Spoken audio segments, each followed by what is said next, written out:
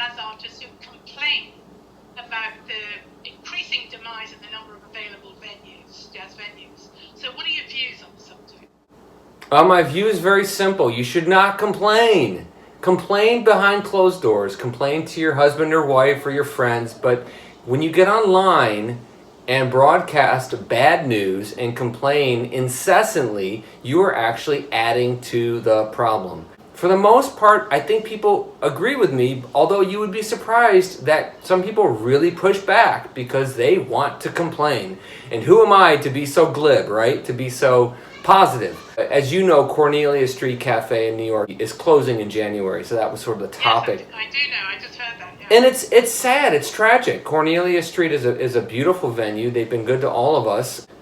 But I noticed recently an artist got online and basically said this is the end of New York. And actually went as far as to tell young musicians in his post, he said, if you are a young artist, you should reconsider moving to New York City.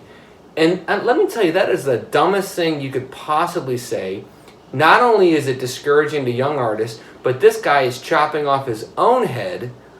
I'm not sure why. I'm not sure why you would want to be this negative. But I'll go a step further. The thing that bothers me, Anthea, there are amazing venues in New York City that are not being highlighted and spotlighted. And these are the venues that one day will become iconic, just like Cornelia Street was iconic. Cornelia Street has been around for 41 years. So there are venues that are going to be the next Cornelia Street. But here's the problem. We're too busy screaming about, quote unquote, vanishing New York to even realize that there's great young new venues that are here that need to be cultivated.